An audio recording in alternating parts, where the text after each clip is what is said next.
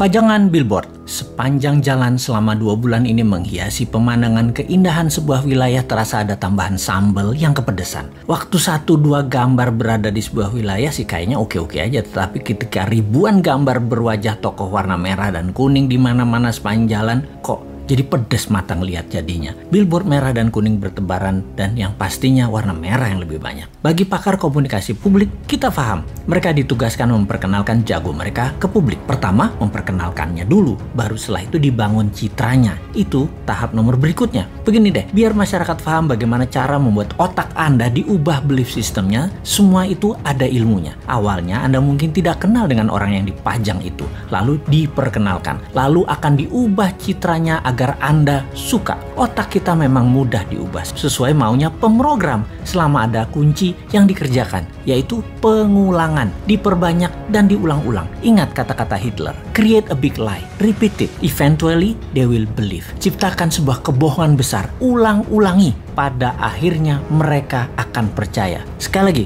kuncinya adalah pengulangan. Jadi semua ini ada rumusnya dan hal ini bisa dipakai di produk sahabat atau di personal branding ketika Anda mau menjual diri Anda, apapun tujuannya. Salah satunya ingin jadi presiden. Rumus dasar promosi changing belief ini ada 4 step, di mana pikiran manusia yang ditarget tadinya akan diubah sesuai tujuan pemrogramnya. Yaitu 1, manusia itu unaware atau tidak kenal di awalnya. Kemudian 2, dia aware, menjadi tahu atau knowingness. Ketiga, likabilitas atau kesukaan.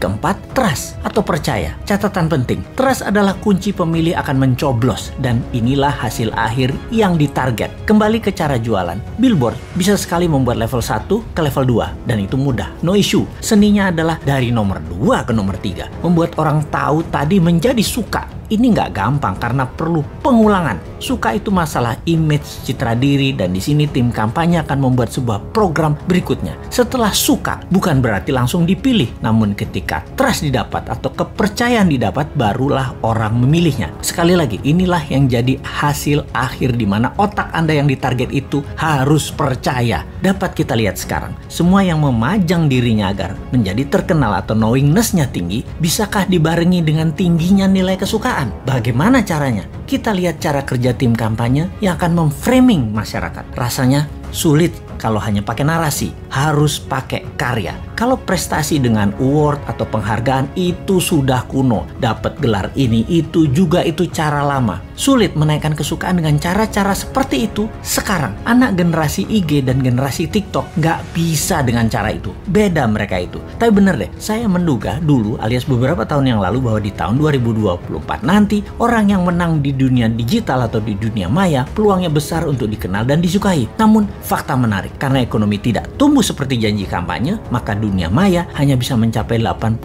populasi urban atau orang-orang kota dan hanya mencapai 36% di pedesaan atau daerah rural. Alias kalau di total 55% manusia Indonesia ternyata belum terjamah informasi melalui internet dan sosial media. Dalam 5 tahun ke depan dari tahun 2019 ke tahun 2024, kalau ekonomi maju seperti target pejabat negara, maka perkotaan bisa mencapai 100% manusianya terjangkau internet dan 70% daerah rural, area pedesaan dan pelosok bisa mencapai 7%. Tapi hal ini tidak terjadi. Faktanya tidak tercapai. Maka spanduk, baliho, billboard masih jadi pilihan untuk membuat nomor 1 dan 2 dalam strategi pengenalan calon. Tapi 3 tahun itu masih lama. Bahkan orang yang disukai pada saat ini dalam 3 tahun lagi bisa jadi tidak disukai dan bisa saja ada orang baru yang muncul langsung lebih disukai banyak orang. Sahabat semua, di sini kita mengingatkan, bersiaplah dengan pengulangan citra positif para petarung di 2024 yang memang sedang mencari popularisme. Semoga Anda tetap dalam keadaan sadar bernegara yang berdaulat, tidak seperti pemimpin 20 tahun terakhir ini arah bernegaranya yang miring ke sana, miring ke sini. Walau pengulangan tadi masif, terprogram, terstruktur, selama Anda dibekali akal sehat, ya tetap bisa memilih yang akan membuat Indonesia tahun 2045 menjadi negara superpower, bukan jadi negara budak seperti selama ini. Kita tetap menantang mereka yang akan manggung dengan konsep bernegaranya seperti bagaimana prioritas luar negerinya. bagaimana UKM-nya, bagaimana kesehatan masyarakatnya, bagaimana punyakah kekuatan penggentarnya, tegas dengan orang korupsi sampai hukum mati juga bandar narkoba, dan bagaimana agar pemerataan pendapatan masyarakat dengan oligarki diberangus. Ada nyali nggak untuk mengerjakan semua itu? Masa hanya ada satu orang bosman aja yang tersedia, yaitu Putinnya Indonesia, yang kayaknya sih lengkap konsepnya.